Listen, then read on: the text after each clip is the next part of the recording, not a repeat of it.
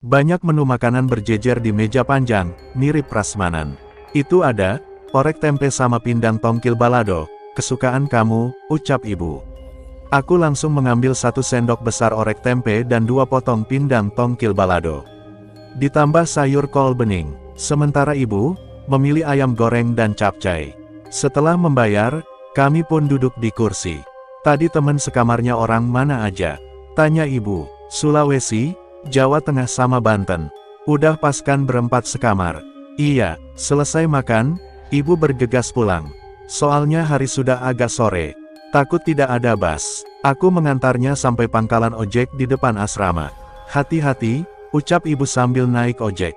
Iya, aku berdiri di sana, sampai motor yang ditumpangi ibu berbelok di dekat Blue Corner, lalu kembali ke dalam asrama dan menuju kamar. Kali ini sengaja aku tidak melewati tangga dekat kantin. Memilih untuk melewati tangga di ujung lorong 3 yang paling dekat dengan kamarku. Hampir semua pintu kamar di lorong 3 terbuka, menandakan sudah ada mahasiswa yang menempatinya. Namun ada satu kamar yang pintunya tertutup rapat. Kamar yang terletak di ujung lorong, berhadapan dengan tangga. Ketika aku melewatinya, ada hawa yang kurang enak. Bulu kudukku meremang saat melangkah ke anak tangga. Aneh memang, situasi sedang ramai begini, tapi hawa di tangga begitu mencekam. Tiba di lantai 2, aku langsung masuk ke kamar. Sebuah kamar berbentuk persegi. Dilengkapi 2 tempat tidur tingkat dan meja belajar, serta 4 lemari kayu yang diletakkan berderet. Aku mendapatkan tempat tidur di atas, dekat dengan pintu. Bagian bawah, ditempati Abrar, mahasiswa asal Sulawesi. Sedangkan tempat tidur lain ditempati oleh Jamil dan Tri. Jamil berasal dari Banten sedangkan Tri dari Jawa Tengah. Setidaknya teman satu kamarku berasal dari daerah yang berbeda-beda. Aku mulai membereskan baju, memasukkan ke dalam lemari. Di dekat lemari ada sebuah meja belajar yang menghadap jendela. Harusnya aku menutup jendela itu sebelum maghrib, tapi tidak bisa. Tri sedang duduk menghadap jendela sambil menghirup udara segar menjelang malam. Azan maghrib berkumandang, Abrar mengajakku salat berjamaah di musola asrama. Aku pun pergi ke kamar mandi, untuk mengambil wudhu.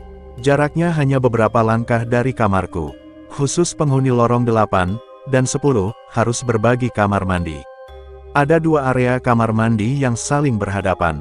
Masing-masing area terdiri dari 8 bilik. Setelah mengambil wudhu, kami bergegas pergi ke musola. Singkat cerita, malam pertamaku di asrama sungguh menyenangkan. Berkenalan dengan banyak teman baru, makan malam bersama di kantin sambil menonton televisi.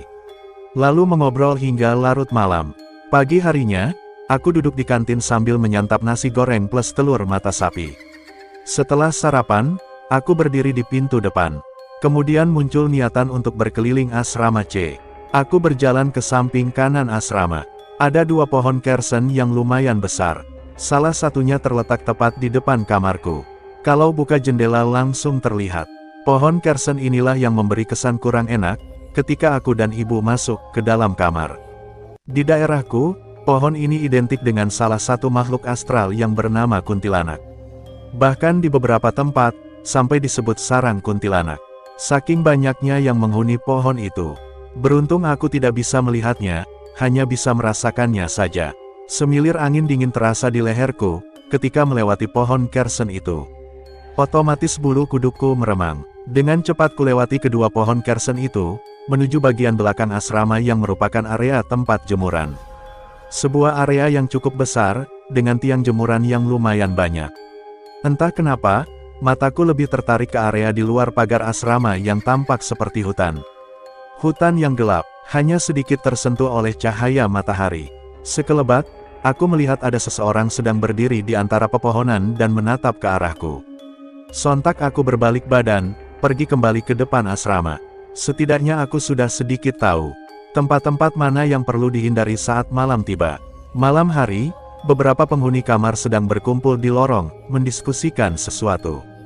Dan, mau ikut, gak? Tanya Tri saat melihatku berjalan dari kamar mandi. Ngapain? Sahutku. Uji nyali, sahut Tirta penghuni kamar sebelahku. Nanti malam kita keliling asrama nyari sesuatu. Sesuatu yang ia maksud adalah hantu. Ya ampun, ngapain nyari begituan, sahutku biar lalu masuk ke dalam kamar. Padahal hanya tinggal buka jendela saja memperbesar kemungkinan interaksi dengan penghuni pohon kersen itu. Keesokan harinya, Tri bercerita kalau misi pencariannya berhasil. Walaupun nyaris gagal, Tri dan teman lainnya berkeliling mengitari asrama, termasuk tempat jemuran. Namun, mereka tidak menemukan apa yang dicari. Mungkin hantunya malu dikeroyok oleh banyak lelaki. Rombongan pun akhir kembali ke dalam asrama, menyusuri lorong-lorong yang sepi. Sebagian dari mereka memilih untuk kembali ke kamar duluan, menyisakan beberapa orang yang bertahan di lantai bawah. Tiba-tiba, anak yang di lantai bawah pada lari ke atas, ucap Tri.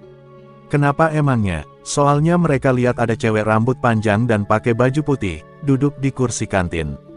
Kabar itu pun beredar dari mulut ke mulut, membuat para penghuni asrama merasa khawatir. Tentu itu yang diinginkan para makhluk itu. Menyebar ketakutan. Perlu diingat, takut adalah sumber energi utama mereka. Selanjutnya sudah bisa kutebak, akan bermunculan kejadian-kejadian baru yang menimpa beberapa penghuni asrama, termasuk aku sendiri. Bersambung.